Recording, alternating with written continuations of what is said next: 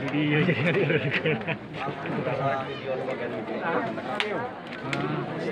ada itu tanggal dan tempatnya. Ada tahu. Ayo.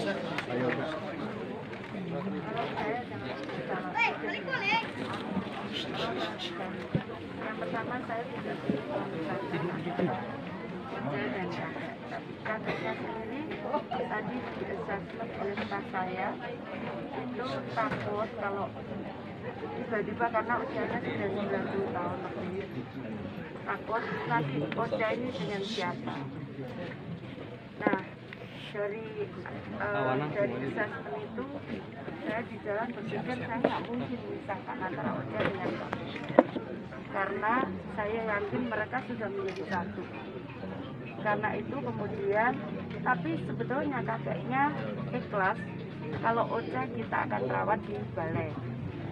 Nah, tapi saya sampaikan saya tidak mau Mbak Ocha kalau hanya Ocha saja. Pasti Ocha juga akan cari kakeknya juga pasti akan kesepian karena nggak ada ibu. Karena itu tadi saya rayu, saksinya Pak Sekda, saya merayu untuk kakek juga ikut dengan kita. Alhamdulillah setuju, kakek setuju. Tapi kemudian beliaunya memanggil putrinya untuk meminta persetujuannya. Dan putrinya datang beserta suami dan anak-anaknya. Setelah diskusi rame macam-macam, kita akhirnya putrinya juga setuju. Kakek dengan Ocha akan kita bawa ke balai.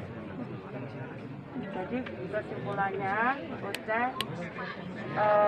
akan dengan kakek akan kita ajak ke balai, nanti diantar oleh kepala desa, diantar oleh putra-putrinya. Kenapa? Saya jelaskan ke putrinya karena sebetulnya Ocha ini bisa bicara, cuman karena tidak terlatih sehingga, betul ya Pak? Ya, karena tidak terlatih sehingga bicaranya sedikit. Nah karena itu kalau di balai maka kita akan bisa terapi, bisa itu sehingga dia bisa bicara kembali. Kapan Bu akan dibawa? Ini nanti saya nggak mau maksa. Tadi sebelumnya udah mau besok begitu ya, Pak Sekda, betul ya? Betul. Nah tapi saya menyerahkan ke kakek dan Ocha kapan siapnya, dan saya berharap ditemani oleh putrinya dengan suami dan anak-anak. Untuk pendampingan hukum Bu seperti apa Bu?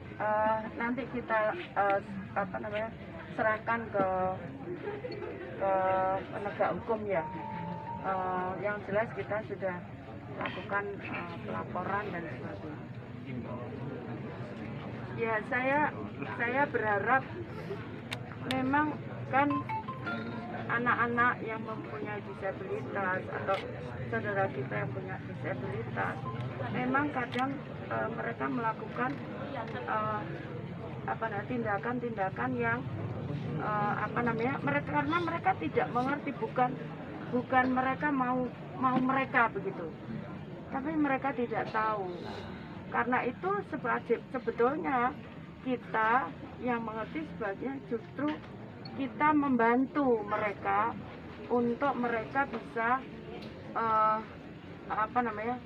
melakukan kegiatan-kegiatan yang positif, hal yang positif.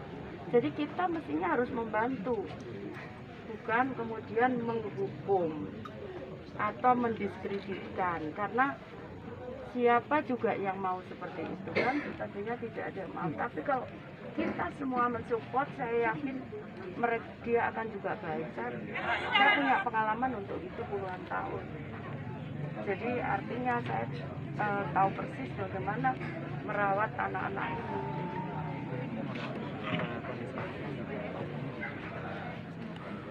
Ya nanti kita rawat kalau setelah ke balai kan kita lakukan perawatan terus untuk itu. Oke. Yang paling penting sekarang saya sudah tenang, si kakek juga saya sudah lega, bisa kita ajak sama-sama sehingga kakek dan Ochanya bisa kita tani rawat. Ya,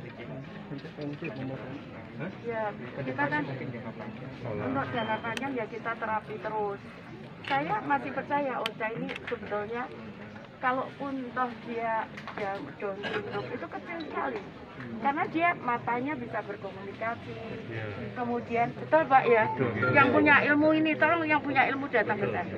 Matanya bisa berkomunikasi. Saat saya ajak panggil, dia masih melihat saya. Itu artinya sebetulnya itu treatment sedikit dia akan bisa kembali normal. Dia sejak usia 40 hari nggak ada ditinggal ibunya, orang tuanya dan ibunya, bapaknya dan ibunya. Artinya sebetulnya mungkin bukan itu. Kalau menurut saya bukan ini, karena perilakunya duduk, dia langsung duduk. Kemudian saat ganti baju dia pergi. Mau ganti baju, dikasih tahu kamu mau coba baju, dia pergi. Terus dia ganti baju. Jadi artinya sebetulnya tidak ada. Kalau ya namanya anak kecil juga kan, anak normal kecil pun kadang suka usil, apalagi aku. Waktu kecil kan nggak tahu kan. Berarti ini kondisi psikologi juga ini yang perlu betul. ini ya. Betul. Jadi makanya kita kalau ke sana kan lengkap, kita ada psikolog, ada terapis untuk bicara, ada terapis untuk melakukan kegiatan itu. Nah, kami juga bisa merawat kakek yang usianya sudah 90 tahun ya. Oke? Oke, cukup ya.